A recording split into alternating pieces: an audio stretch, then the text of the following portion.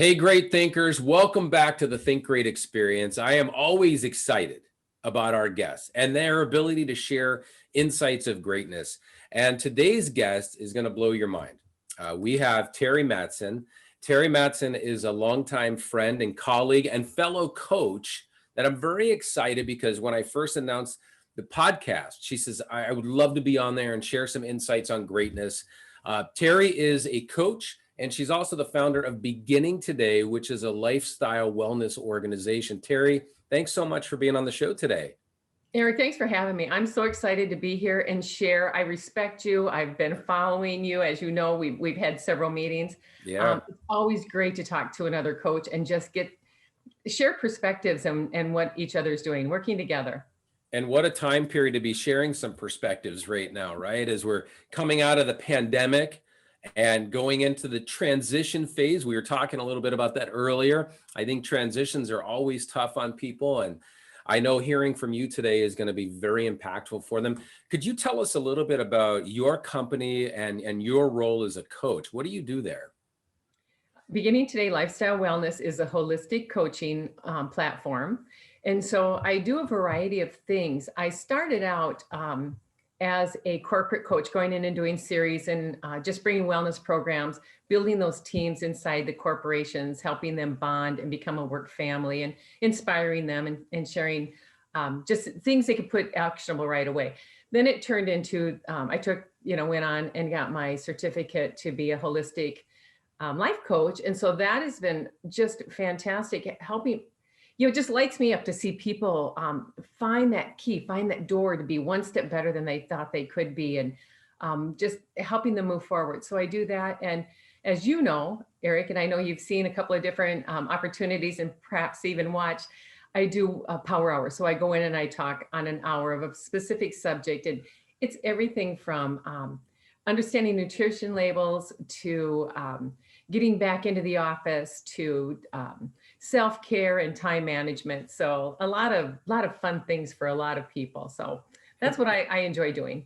Well, and I can tell every time I've ever spoke to you, when you speak about coaching others, whether it's one-on-one or in a team setting in a business, you always light up, which is great because if you're a coach, that's what people would want, right? Yeah, right. And there's a lot of coaches out there. I think you'll probably, like me, you find when you start coaching, you realize there's a lot of coaches out there, but you have your own unique vision, your own unique strategies. What made you decide? Because your business is it 5 years now? Right. Yeah. Going on that 5th year of having my own business. So I believe bringing a sense of humor into the setting is utmost and important, making it personal. You can't just, well, as you know, you can't just talk to one person in a room. You need to talk to everybody that's there, but That's right. They need to feel like they're the only person in the room.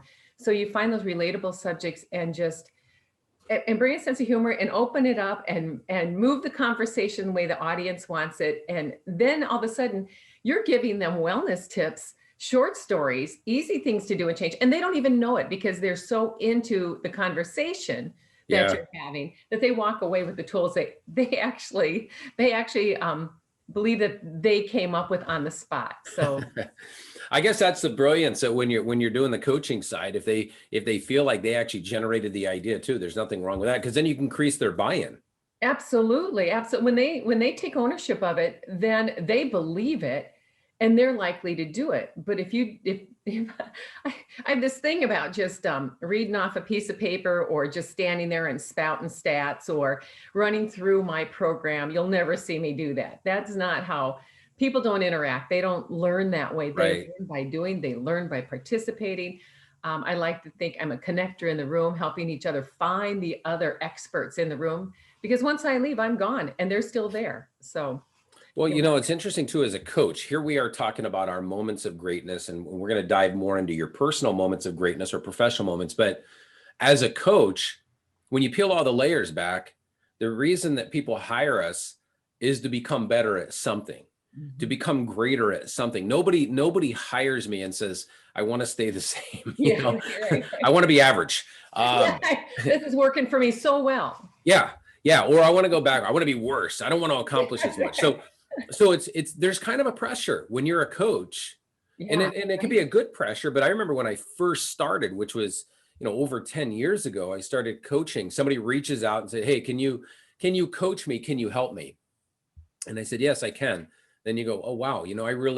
I have to make sure I know what I'm doing because somebody else's results are largely in my hands right now." And Mhm. so for me, the coaching experience, every time I coach somebody, I feel like I get better. That is, Oh, it's not just for the person being coached, but I don't know if you experienced that too, where every time you have a new client, you become greater. oh, absolutely, Eric. I mean, and I think for coaches, that's part of why we do it because we're constantly learning from everybody else and what Yeah, they're doing.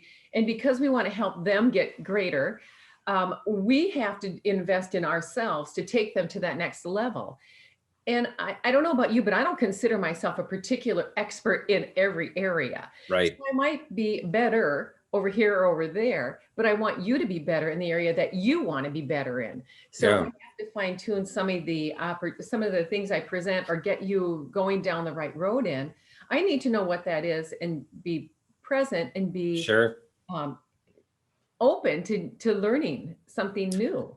And what's interesting too, from a coaching perspective, the more that I coach, the better I become at explaining what I tried to explain yesterday. You know what I mean? Um, it was interesting when I wrote my first book, I found it challenging to tell my own story. And I Mhm. thought that was pretty telling. It was all up here in my head. Right. And then trying to get it out in a way where somebody else could read it and understand it was difficult. And so, my first proofreader was my wife. She would read it and say, "I have no clue what you're talking about right here." And I'm like, "Well, wait a minute, you were there." So Uh-huh. I feel that the coaching side is very similar. Here we are coming up with ways to present strategies to somebody. We can't necessarily take the shot for the person, but we can help them while they're on the court take a better shot. Now, for me, I've been a leadership coach, a strategic planning coach, I've been a sales coach. I've coached people on their personal goals, and sometimes that crosses over into the fitness side. I wrote a weight loss book, and while I don't do that all the time, you have a very unique niche that you coach people on the health and wellness side. Can you tell us how you help people achieve greatness in that area? If I were to get coaching from you one on one, what could somebody expect that hires you as a coach? Well, like most coaches, we start out with an intake form Yep. to discover and find out what it is that you want coaching on. What we might have a conversation, and I might be thinking, "Oh, this is probably where they're going," and it turns out that maybe, but that's not what there is right now. So we find out what it is that is interesting or concerning to the client, and then as we talk and we break it down and we peel back the layers, and we find out there's almost always so mentally, physically, emotionally, spiritually, there's all these other pieces of what's going on, and everything has to be in balance and in unity. So Hmm. while if you're talking about the physical piece of the book that you wrote, which I bought, by the way, very good. Thank you. Yeah, and so we might look at that and we find out, that's where you're struggling because you're not getting to the gym, you're not working out, you're not, being flexible, you're, all those things that you want. So we start working on that and seeing how we can lift you up in there. And after a few sessions, we realize that, also we need to work on the food, Yeah, or also we need to work on the way you think about your world and your day. So it always starts with whatever is most concerning to the client. sure. But because we start peeling back the layers, it becomes so much more enriched by the time we get several weeks in. I like to do it in 12-week chunks. So by Yeah, the time we get to that eighth week, we've really seen some different things opening. So by the yeah. time we get to the 12th week, then we know how to better focus and refocus where we're Yeah. going, what we're doing. It's never really just one thing, right? No. Whether we're coaching on leadership or fitness, there's so many elements that intertwine Well, that's that it. that So many that people don't realize that until that's you start correct. talking to them. They only think it's this one area. Yeah. Yeah. And I think that, it's interesting when I lost a lot of weight. That's why I wrote the book. I lost 42 pounds in about 88 days. Oh, And I had tried different things. And then finally I got my what I call my power statement in place. And I started to identify who I was really doing this for. Not just why I was doing it, but who. For me, my who is so powerful. My wife or my daughter or my kids or our clients. When I attach people to my goals, I feel unstoppable. Maybe there's some things that could stop me out there, but at least I feel unstoppable, right? So the power of who for me is incredibly huge. How do you get people to stay focused on these goals? Because most people will quit on themselves, right? That's So right. when they have a fitness goal or a health and wellness goal, what are some techniques that you use to help make sure they stay on target? Well, we always talk about what can you do? What are you doing? What Yeah, can you do? What will you do?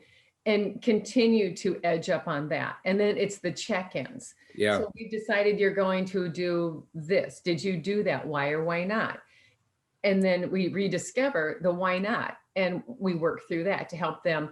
yeah, And I remind people that when you have that win, no matter how small that win is, stop and absorb it for a while, because we want to be able to call on that feeling and on that emotion.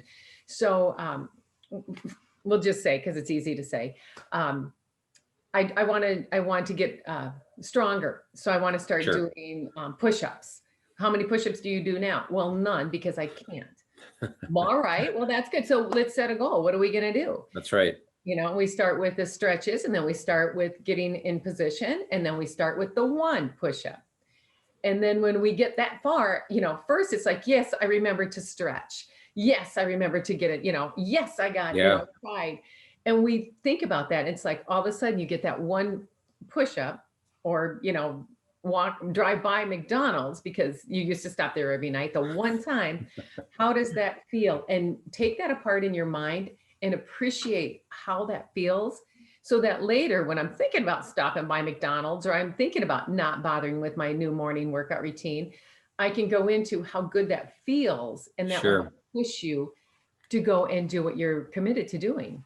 So I've known you for a number of years. Health and wellness has always been important for you. Right. But was there a moment where you said, this is what I need to do as a career? Like what formed that moment? Launching your own business, especially a coaching business, that's a big decision. It can be tough. Sometimes it's hard to know where to start. So, there's a lot of thoughts we have running through our heads when we decide to launch a business. And then on the coaching side, you're offering very service oriented offering. What moved health and wellness to such a paramount status for you that you launched a business? Or is there a combination of incidents that happened? That's a really good question. And I would have to say there's a combination of those things. Yeah, And we could go way back to when I was a kid, and we can talk about that. And we didn't have a lot of money. We didn't have that good routine. We weren't that family. We right. ate pasta with every kind of sauce and meat available. I mean, I know some people really like hot dogs in their pasta sauce. Not my thing. But I mean, that was just part of what we did, how we got through. And Yeah, and so I didn't grow up eating and living healthy. And so right. I had the same pitfalls as everybody else, eating the junk and putting on the weight, and then getting to be a young adult and deciding I don't like the way this feels. Sure. And then struggling on my own and figuring it out. And then, you get married and you have kids and things happen there. And then I played tennis I learned to play tennis as an adult. I learned to run as I always say as a grown up, as an adult. Yeah, I didn't do, when I was a young kid, I played softball and different things, but as a 16 to, I don't know, 30-year-old, I really didn't do a whole lot of that till I yeah, started getting into it, and then living that lifestyle and having something new to talk about. But probably the biggest change was a friend of mine joined one of the weight loss groups, and I just needed to lose 10, 15 pounds. Just I thought would look good. And yeah, I was a runner then anyway. And I thought, well, that sounds great. So I did that, and I became, one of the coaches for the company, talking to other people. And it helped solidify the fact that people really want to be a little bit better. They really do. And they I don't know agree. how to get there. And so just watching the eyes light up, watching the ahas come, And having people, you've got to remember, Erik, in the beginning, having people corner you to pick your brain about how do you do this, or how can I do this, or what would make a difference, or what small change can I make? Yeah. And spending time with people and realizing, you know what, there's such a need for this, and I have such a passion for this, and people are looking to me for those answers. So Yeah. that was, You got bit by the bug. yeah, When you, well, propelled me forward, that's for sure. And I thought, you know what, I think I can do some good things. I mean, I know for me, when I started my coaching program, it was very much, all right, let me give you a call, because somebody had reached out to me that heard me speak. And then you start building up the program around it. Because again, it's like writing a book. It's all in your head. And you're like, all right, I know what to do, but you got to really flush this out. I think, for me, I kind of knew I was there as a coach, that I had something to offer, when it wasn't just people in my personal network reaching out, but somebody was referred to me, somebody that I'd never heard of before. It says, could you tell me what it would be like if I hired you as a coach? And I thought, wow, I'm actually an official coach right now. You know what I mean? It's kind of an interesting title, you're a coach. So let me ask you this, and I love the name of your organization, right? Beginning Today. It's just, there's a lot of power in that. For me, I spent a lot of time thinking about Think Great, what that company would be called. And I wanted it to really mean something. And I remember I was at a Starbucks in Agora Hills, California, and I kept trying to think, what is it that I want to do? How do I sum it up? And it was really help people think differently during tough times. And I remember sitting there going, well, I don't want to just teach people to think good. I want to teach them to think great. And I remember saying to myself, I want to teach them to think great. I wonder what I should call my company. If I want to teach them to think great, what is this name? And then I'm like, wait a minute, Think Great. Holy smokes. And I remember going home and telling Gina, I got the name. And then she goes, all right, well, how are you going to do it? And I said, well, I don't know. I just have the name. I don't know yet. But I was excited. But when you came up with Beginning Today, that's a very powerful mindset. How has that name helped you as a coach? Because that says a lot about your business, I believe. And can you tell us a little bit about your decision to choose that as your company name? Well, it's interesting because it did start out as just Beginning Today. And then I saw it as a listing somewhere, and I thought, Beginning Today, what? Just what does that mean? So I added Beginning Today Lifestyle Wellness to give people an idea that I'm talking about wellness in general. That is my niche. That's my pocket. Yeah. But Beginning Today, it all started because today is you've heard me say this, Erik, probably more than you care to remember, but today is the first day of the rest of your life. So whatever has happened in the past is in the past. Let's move forward. So for people that I'm working with, they've got baggage, they don't feel healthy or well or emotionally there because of things that have happened in their past. Well, we got to get through that and move forward from that. And so as far as, I just want to remind people, Beginning Today is the first day of the rest of your life. What's happened in your past does not define you. That's correct. It does not mean that this is all there ever is and all there ever will be. You have the power. Every day you get to choose. And if you had a bad day today, it doesn't matter. You get to choose to change that. You get to think differently. You get to think great about it and move it into a new beginning for yourself. So you just figured out how to combine these two companies, right? Beginning Today, you need to think great. Yes, I did. Well, Erik, we've been talking for a while, and I've just been so excited for the opportunity for us to do something together. So this could be the time frame. I like it because for me, I love that cliche that today is the first day of the rest of your life. I love that. And I've often said, you can't recapture yesterday. It's already gone. And tomorrow never comes. We live in today all the time. Right. So even tomorrow, once we get there, it'll be today. So, and I'm not trying to have people go down this time travel thought process, right? Where you're like, wait a minute, let me think about this. But all we have is today. We don't know what tomorrow will bring. And if anything, the pandemic has shown us that all you have is today. You better, and I hate the phrase max it out. I can't stand that phrase because I think max out leads to burnout. As I coach people, there may be some times we sprint a little bit, but life is that marathon where you're trying to just keep them Mhm. going each day. And there's so many bad cliches out there. And I've said it before, but as a health and wellness coach or someone who's been in the fitness realm, you know, when mediocre coaches tell people to max it out, they really do them a disservice. When they tell them no Oh, pain, no gain, they just do them a disservice.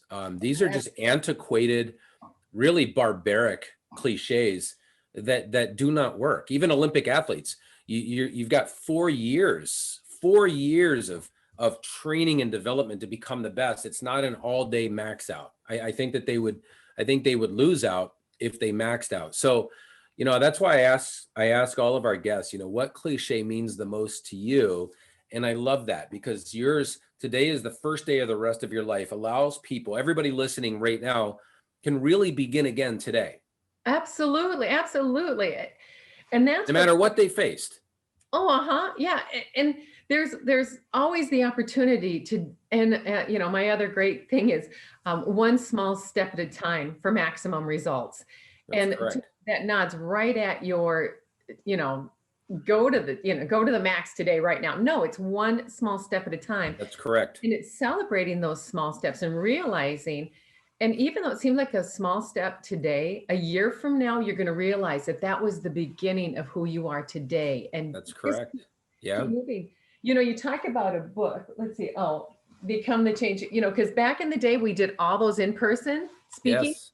And so I would leave the room and people are like, well, how can we follow you? You know, and this is actually a planner where you can put your notes and write Yeah. down Yeah. what you're doing and how well you're doing so that you can review it. So if you had a really great week and you're feeling really great, you can look back and go, oh, what did I do? And then if it didn't go well, you can look back and go, oh, what happened? And it's That's right. right there. And there's inspirational messages.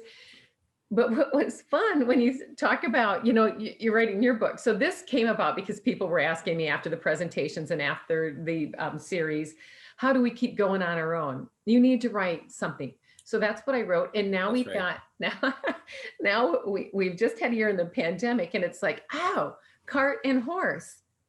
So the horse is the book about the stuff I talk about, which never got written. I just have the cart. So it's, There you go. But hey, it's a beginning. It is that's right. That's well, right. let me ask you this. The pandemic and health and wellness.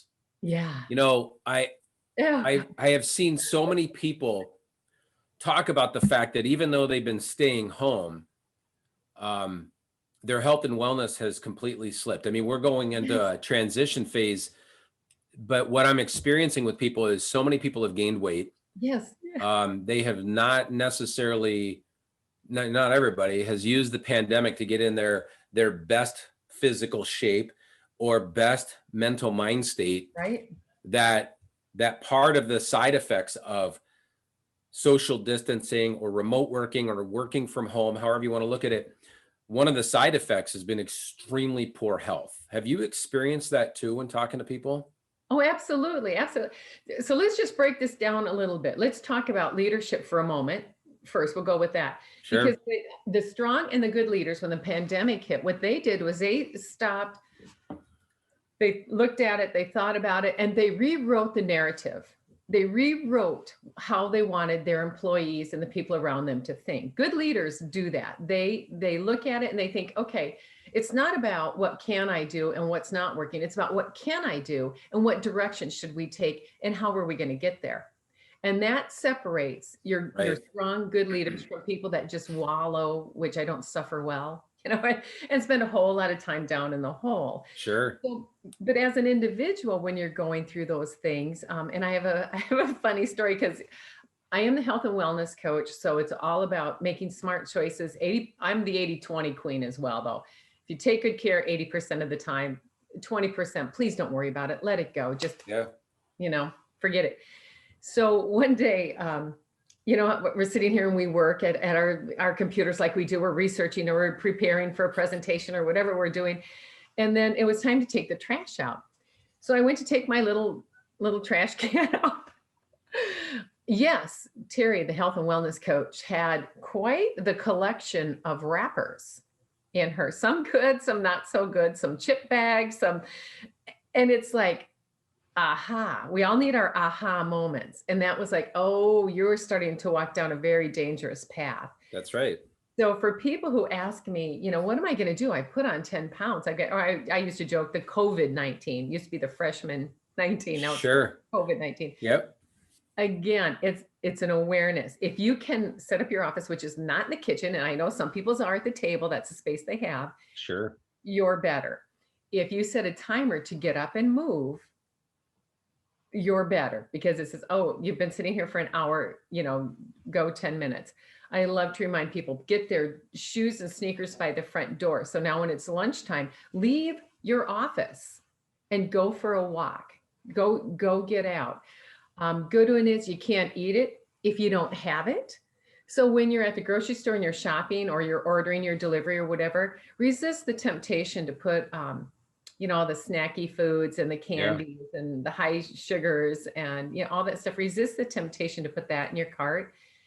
You can't eat it if you don't have it. So if you don't put the fruit and the vegetables and the lean meats in there, you can't eat those either. So I love the idea of just, those little steps towards greatness, right? You can, right. and metaphorically and physically, you can actually set your walking shoes by the door and remind yourself just that you've got to get out of the house. I think the remote working side, according to Gallup, there was 62% of the workforce was remote by April of last year. Yeah. And so you're talking about patterns and habits that were disrupted immediately.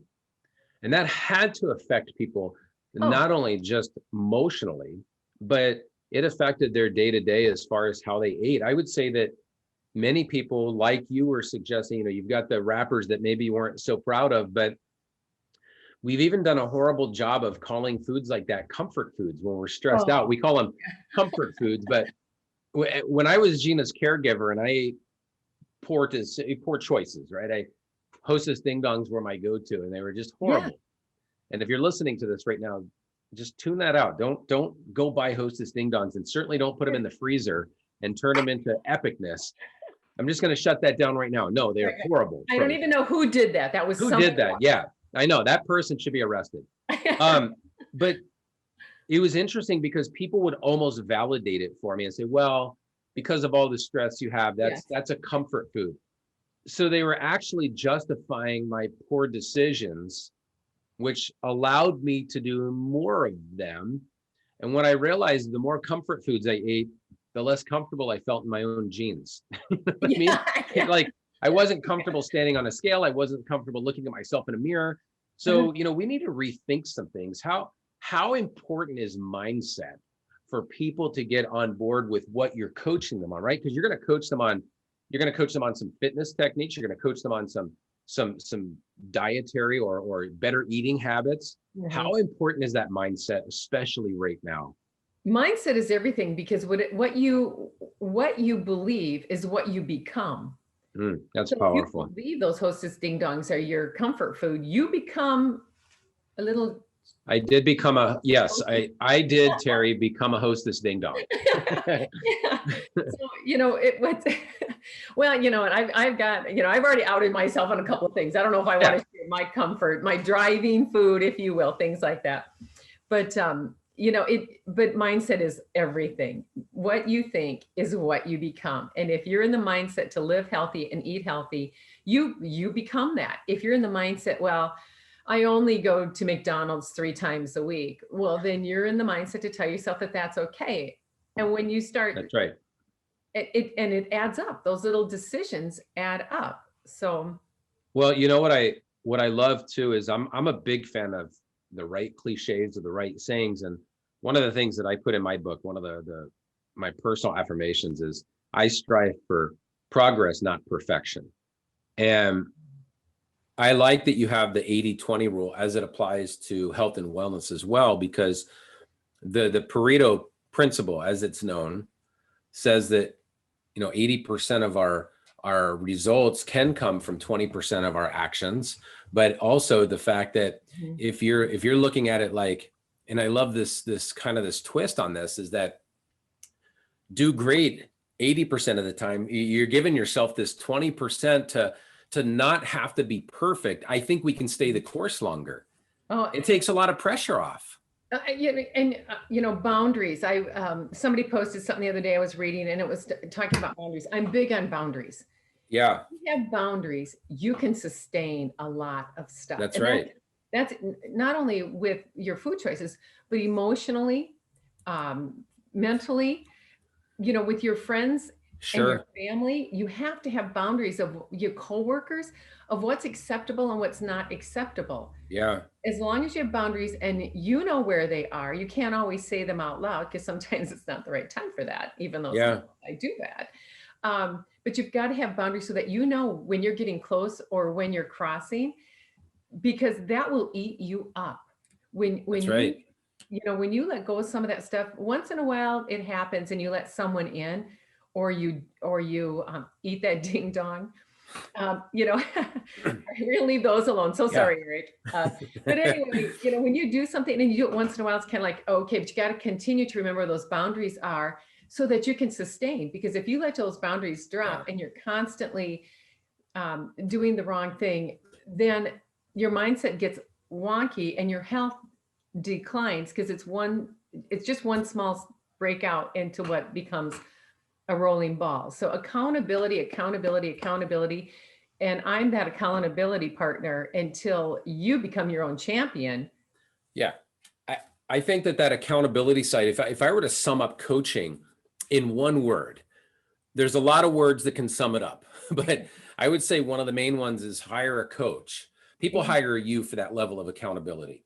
Right, right. And to help them stay accountable because they've got someone to talk to, and then you help them understand why they stepped outside of that or That's why right. they did that. So we can get our arms around, was it an emotional state that you did that? Was it just a one-time thing, just following Yep. forward with? I think the personal accountability side is what really separates somebody who's ready for coaching and somebody who's not.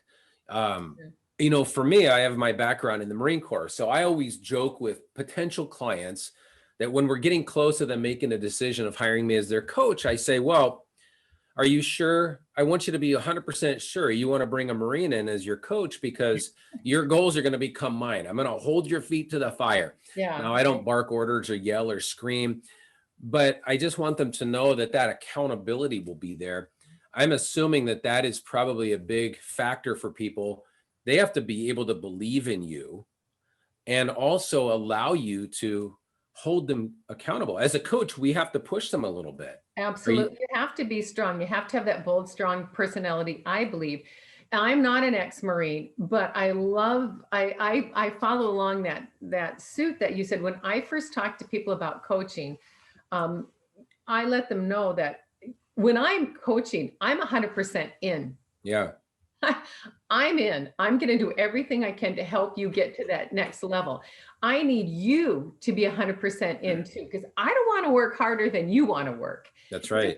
You're not going to grow that way. So let me ask you this, how Yeah. the pandemic's been hard on everybody, Right. but every business has been impacted differently.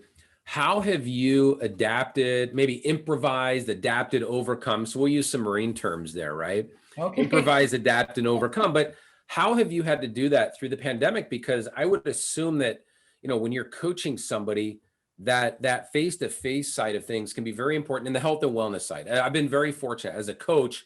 I've always done it over the phone, or now I do it virtual. So it never impacted my ability to coach, but I would assume that face-to-face or that one-on-one time is probably very important as a health and wellness coach. So how have you improvised, adapted, or overcome during the pandemic when it comes to coaching somebody on health and wellness? That's a great question because that was a big part. I came out being an in-person coach, Yep. meeting one-on-one, coming into the companies and presenting. And the reason is because I'm a very active coach. So I walk the room. I talk to everybody there. I make it very personable for everybody. Yeah. All these different things. Well, when you're on a screen, and of course, the bigger the room is, the more little squares you have. That's right. Different. So I'll have to say it was a little bit of a growing thing for me. Yeah. But I did finally figure out how you can keep people active, how you can make changes in the presentation. I got good at using polls in breakouts. Yes, It's part of the coaching thing when you're doing group coaching to, companies. They still want to have that time to connect with each other, which is that's when you're right. doing the in-person. That's a big piece of it. You're connecting them and building relationships. So now we go into breakout rooms to continue to build those relationships. So let me ask you this then. If you've done one-on-one coaching, but you also take your programs into businesses. Mhm. So what is the benefit for a business to bring in a health and wellness coach like you? Oh gosh, that's great. I love that question because every so let's go to what is the hardest part of that. And sometimes the hardest part is getting the people of power, the people with the keys, to say yes, we could use a health and wellness coach here.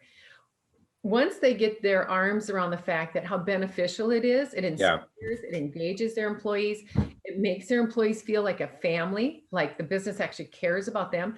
They're not a number, they're a person, and everybody wants to see them get better and have some tools and a reason to be there.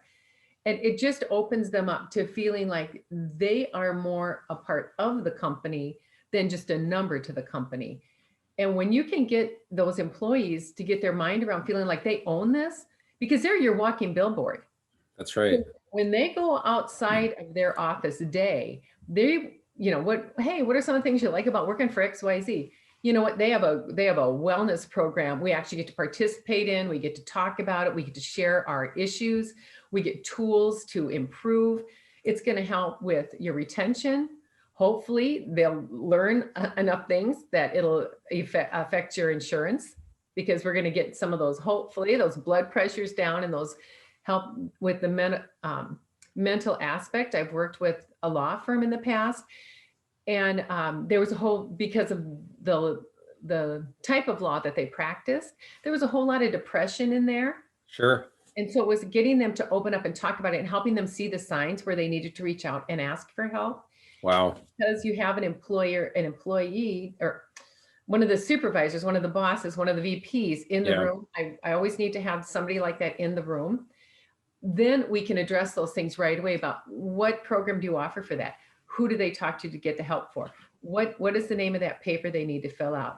So it just, when you have that wellness program in office, they're able to talk to me, and in this family we've created in this group, more openly than running down to HR to say, hey, Right. things aren't going well for me. And they may, and I also help them see it in each other so that they feel more comfortable to say, you know what, you look a little down. I think we need to be able to recognize that in our coworkers, right? I Right. mean, here's what I love that you said. When I coach businesses, I always ask a very simple question. It's the first question. What's your greatest asset? And before I can finish the question, everybody says people. Mm-hmm. And then I like to challenge them to say, well, prove it to me. Mm-hmm. What are you doing to not have it as lip service? And it exists in lip service in so many organizations. Oh, yeah. Yeah. Mm. They'll say people are our greatest asset. And I'm like, all right, great. Prove it to me. Give me some evidence. Okay, that doesn't mean it's the people business, right? We say a lot of things in business because it's the cliched thing to say, Right. but we Right. have to start proving it. I mean, I would challenge anyone listening to this right now to consider having a health and wellness program for your people, if your people are your greatest asset. I mean, Absolutely. And I don't know, maybe I'm way off target here. Maybe I'm just so revolutionary, but I'm just saying, if people are our greatest asset, maybe we should look after them. Right. No, I don't think that's a brand new thought, Erik. Okay. All right. I hope not. But again, kind of one of the other struggles of that is everybody, a lot of times they think they can't afford a wellness, Sure. a corporate wellness coach. You can. And when you think about what it Well, costs you in, like you say, your employees, your greatest asset, it pays for itself. there's no line item that allows us to show how productive people are and what the return is on that. I'm going to guess that if you have people who are healthier mentally and Mhm. physically, your production is going to go up. Oh, Your yeah. performance will go up. Your Yeah. results will go up. Profitability will go up. Everything that you want to go up will go up if you can put the people as a priority. Here's another little secret, Erik. Happiness goes up. Yeah. I can't tell you how many times I've been told, um, if I'm there, if I'm doing the office coaching, the corporate coaching on a Tuesday, how Sure. many times people will say Tuesday's my favorite day of the week? Or after the end of a series, some people bring me back for more and more series, but when eventually they all end, I get so many people sending me emails or stopping me on the way out. Yeah. I'm so disappointed. I'm so sad. I looked forward to this throughout every week. This was what held me together. And those may have been people that starting out didn't think they would even like that type of program. Right. And those are the people, when you first hear about a health and wellness program, I still get that where it's like, oh my gosh, she's going to stand up there and tell me I got to quit eating. There's no more cake. I have to go to the Put that ding dong down. Yeah, I was working hard to leave that Yeah. DD word out of there. That's all right. But then as they realize, and they've come a few weeks in a row, they're recruiting other employees Yeah. to come in, because it's not what you think it is. This is not somebody banging your head against the wall saying, this is how you will behave. This is what you have to do. It's helping them see how they can make some small Sure. changes. And the smiles and the laughter. It's just so valuable. And companies need that. Their employees need that.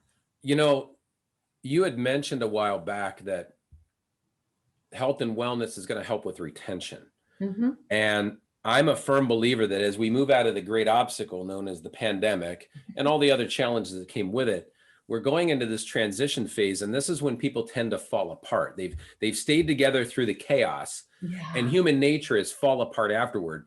And so part of what I'm hearing here is that the prescription for retaining great people is putting their health and welfare as a priority, right? We talk about team morale, we talk about well-being, but having an actual program in place can actually be extremely cost effective, not just by making them healthy, but you're going to actually help retain people as well. Yeah, absolutely. Give them a reason to stay.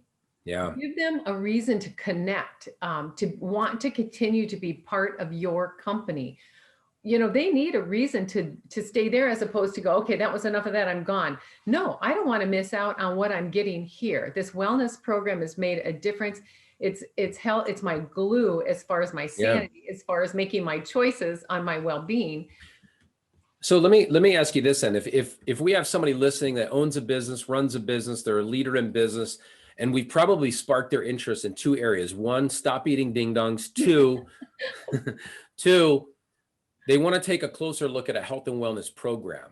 I'm assuming that there's probably a few different things that you do, maybe more than a few, but like for me as a leadership coach or a sales coach, I can go in and I can give an inspiring message and then leave. I could do a keynote speech and there's no other programs attached. I can also implement leadership development programs or strategic planning programs or sales programs. I'm assuming you could do the same thing, right? You can go in and do a kind of a keynote or an overview on health and wellness, but if they wanted to bring you in for more than some inspiration, and it was more or less how to implement a health and wellness program in their organization, what does something like that look like? For people who don't know how to define a health and wellness program, what is it that you provide on that deeper level? Right. Yeah. And I love what you said there. I do the keynotes. Those are, I hate to say one and done, but they are. You come in, you inspire, and you leave. And that's where I identify the experts in the room, so they have each other to talk to once I'm gone, to hopefully continue that conversation and maybe call me back. But a deeper dive would be the 12-week program, which is, and again, it's always renewable, but it's once a week, same day, same time, every week for a half hour. And we build on wellness tips. I come in and we talk about mental, physical, emotional, spiritual wellness, things that we can do. And if you miss one, you're not out anything, but we build on the little tips that you can do. And they always have a way to put them in action once I leave. So every week when I come in, they have some actionable tips that they can put into place for themselves. And then could that turn into any of those team members? So let's just say the business brings you in for 12 weeks. During that 12-week program, some of those people individually could connect with you and have you as their their one-on-one coach, correct? Yeah, perfect. Yeah, the personal coach, and that does Yeah, happen. that's awesome. They want more than just the blanket conversation. They Yeah, want to be talked to more personally about their issue and what would like help with.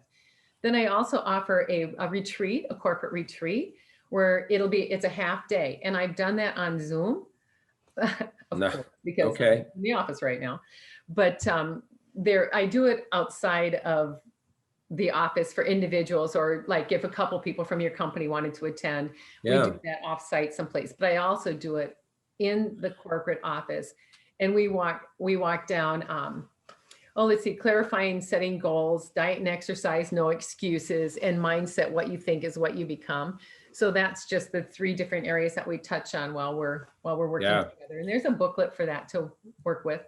Right. So you got all the resources. If somebody says they listen today and go, wow, I got to get in touch with Terri, they already know you can bring something in probably on a fast turnaround too. It doesn't Oh, have to. absolutely. Right.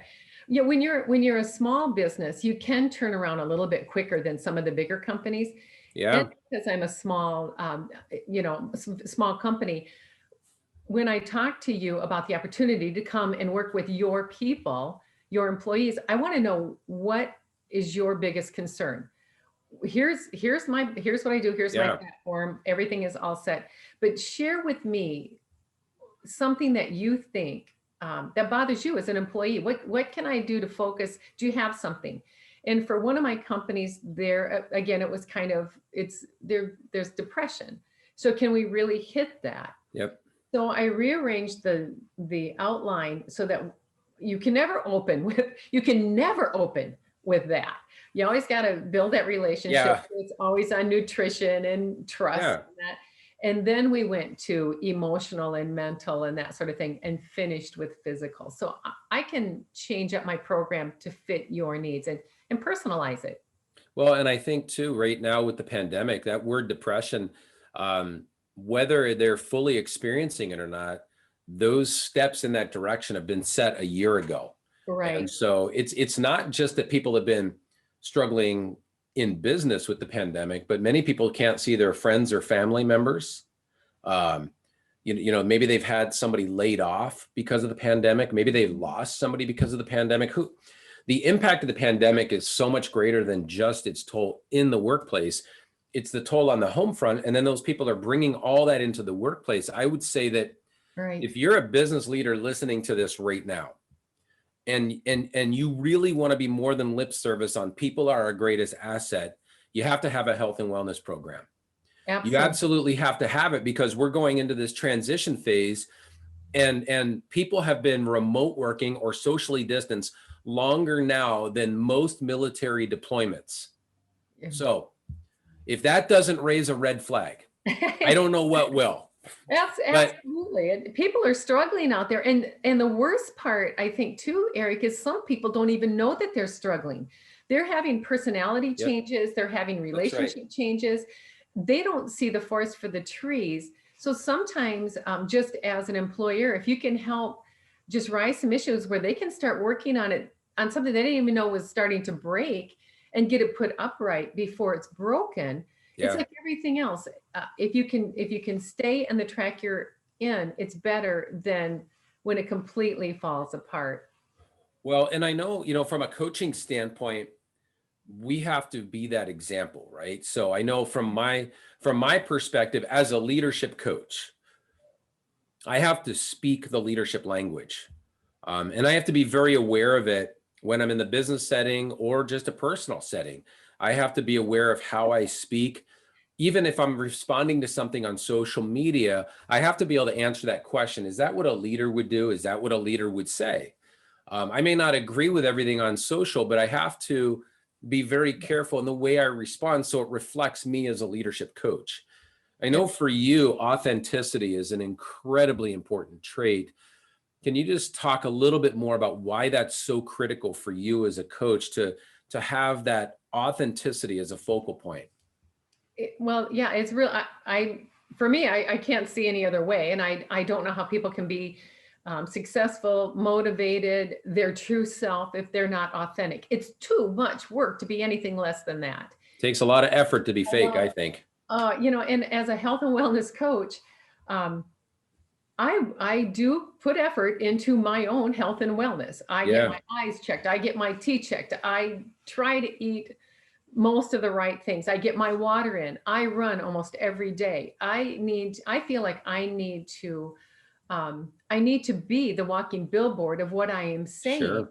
People need to believe me when I talk about how important it is. So you need to set the example that this is obtainable for everyone. And here's how we get started to get that. Was I always a runner? No. Did I have my Erik driving food? Yes. My family's out of state, so I always had that naughty stuff in the car. And Yeah, yeah, so you have to figure that stuff out and turn it around, but we're real people. But it is funny when people ask us over for dinner or to bring something. Well, you bring the vegetables. I know you know what we should have, or yeah, what are you going that's to right. order? What are you going to have? And what are you eating? And what do you? So there is that constant. Well, Terry's here, so I can't have the cake, or something. So Don't there's eat that around her. yeah, I know well, I'm happy to be a good influence, but I'm certainly not going to That's right. judge you because you had.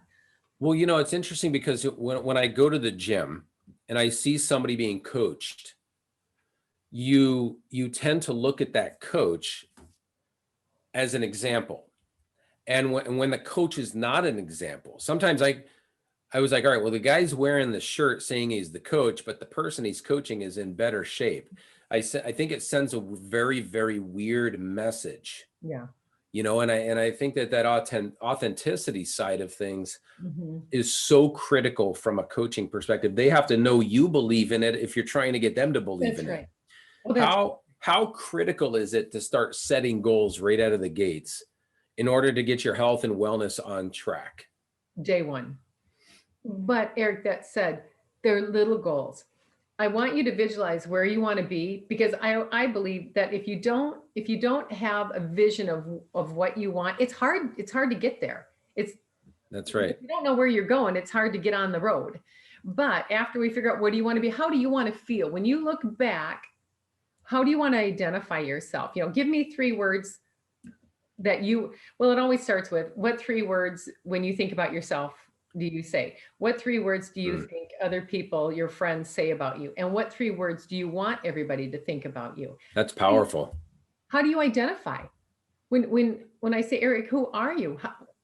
Tell me 3 things about who you are, and I want to get you to those last 3 words, Yeah. not just like right now what you think or what your friends think, but what do you want people to, how do you want to be? What do you want people to think? And how can we make that true? Well, we start with the vision, but then we go one small step at a time. And if that's one push up until we can get you Yeah.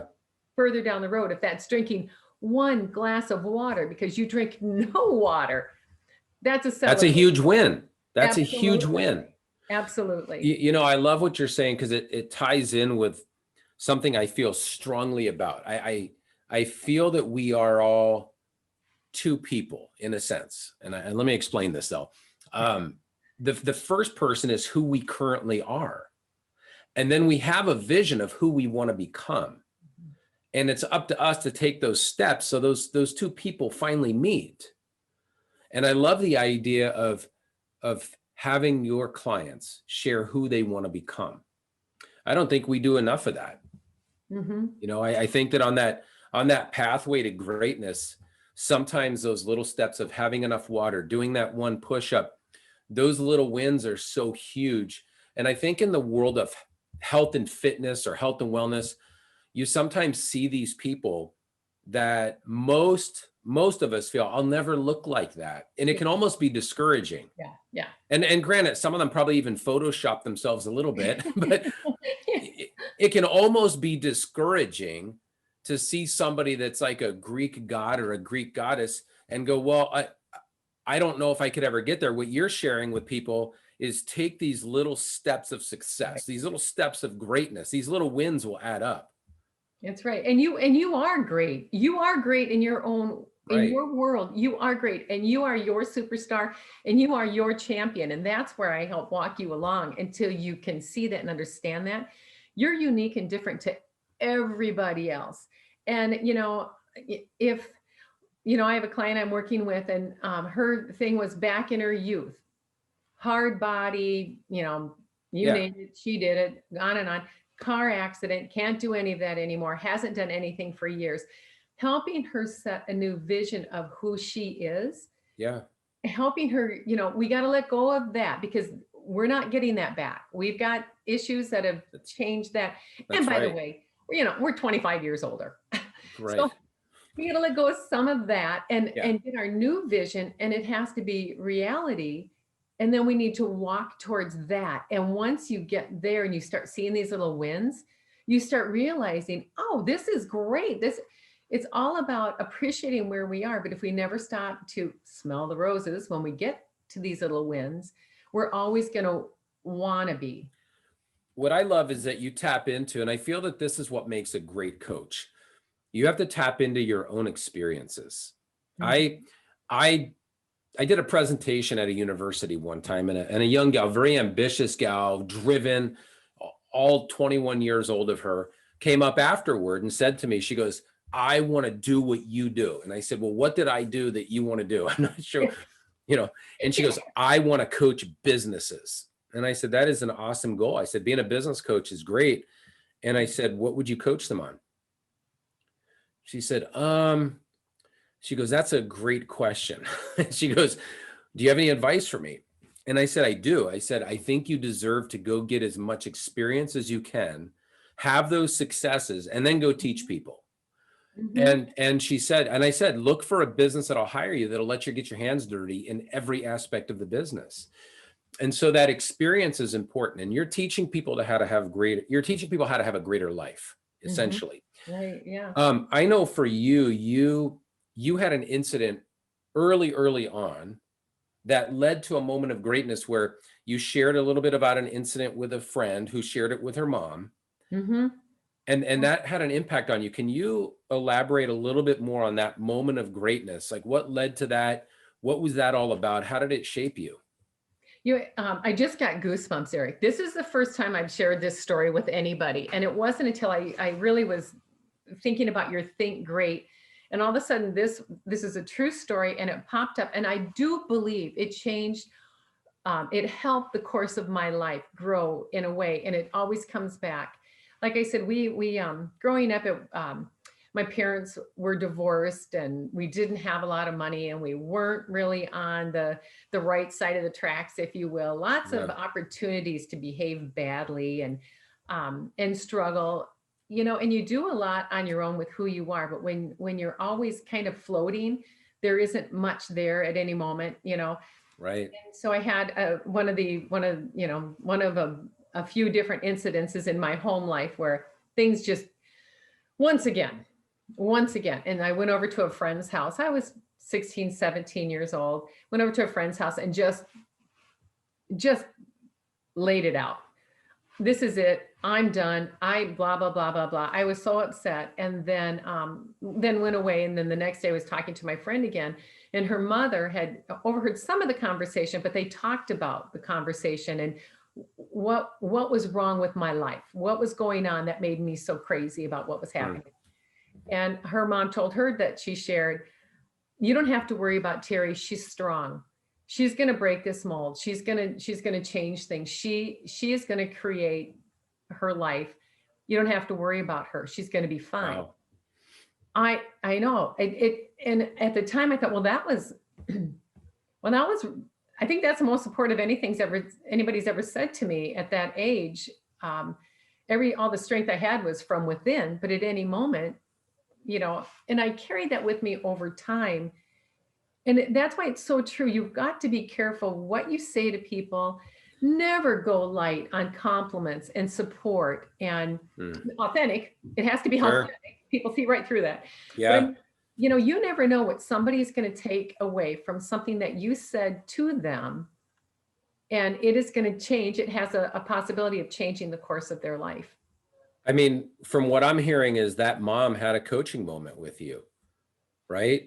Yeah. An indirect coaching moment where the words that she said had a significant impact on your life when you were 16. You've carried it with you for many years, and now it's having a domino effect where you can actually be very aware of the things that you're saying to people, because our words, they have meaning. They pack a punch, you They know, matter.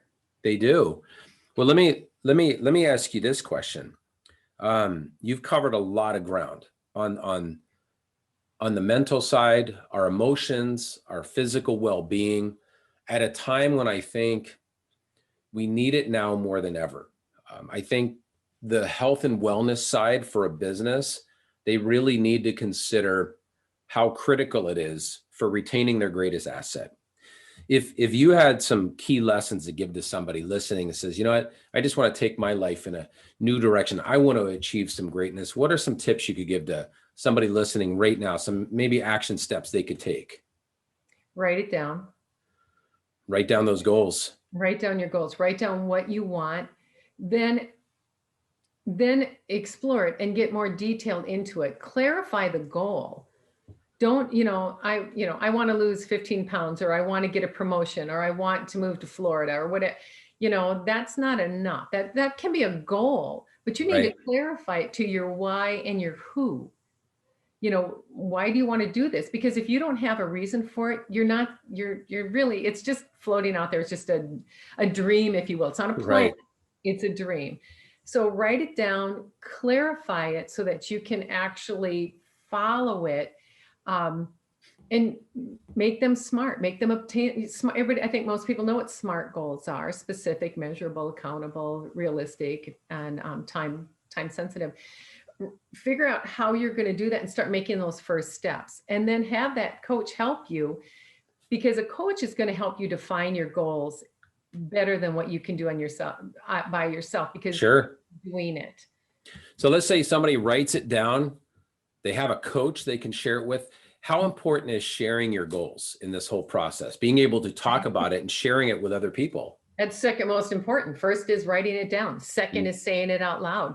Those are the steps to making those changes. And these can be very personal goals, right? Losing weight or getting a new mindset, creating a greater life. Almost, we have to have the courage to announce the goals. Yes. Because, and the reason I say courage is, if you announce that you need to lose weight, Right. that may seem like you're not living the life you want to, which we're not, but it can also make us feel weak, but announcing them can make us feel strong. Right. And it helps with the accountability. And you know what? People want it. Your people want to help you. So when you let them know what your goals are, they want, most people, and if That's right, most people want to help you realize your goals.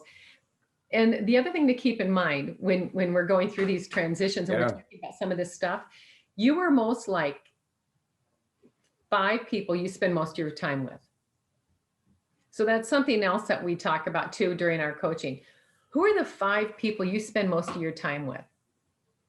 What do you think about those people? Are they people, do you want to be like them? Are they people, when you think about them, is that the first person you'd hire? Is that the first person you trust with a secret? Is that are they your example? Are they living how you want it, how you see your life? Or are they enabling you and your bad behavior? That's why I found it's probably good not to hire a friend as your coach, because friends tend to accept our behaviors, right? They almost justify it for us. Well, I understand why you're eating like that. I understand why you feel like that. They almost make it acceptable with good intentions. But that's where we come in as coaches, right? Yeah, I was gonna say, I'm not that good a friend, Erik. That's right. No, I see those things that are holding you back, and I'm gonna say, how are we gonna change that? Okay, you said, we said, the commitment was, where are you? I'm not very good at letting people fall back. That begins with that opening conversation. I'm 100% in. Are you 100% in? Because we are going to do some tough stuff here. I'm not interested in being paid to just give you a half hour every week of my life. I've often told clients, there's other coaches that will just take your money. Right. I'm going to work for it, and I'm going to put your goals as my goals. And that's what I love hearing. I mean, right now there's the time at hand for us to get our health and wellness back in check. And we need coaching. We need people to help hold us accountable, someone we can share those goals with.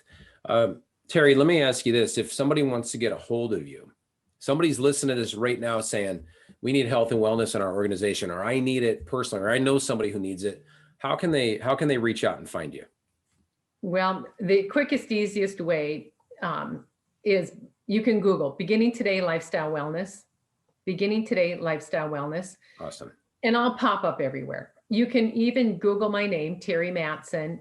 If you can't remember Beginning Today Lifestyle Wellness, and if you can't remember Terri Mattson, somewhere in between, but I will pop up on Google. So go to my website, and on my website, Erik, Beginning Today Lifestyle Wellness,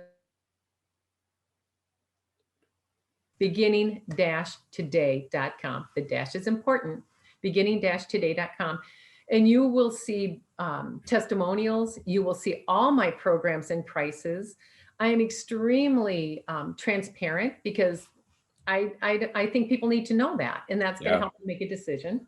And, we'll also post your contact information on the podcast too. So the link to the podcast, they'll be able to find out your websites, how to best reach you. I think people need to reach out to you. I really feel they at least need to find out what the program can do for their organization and for their greatest asset, their people.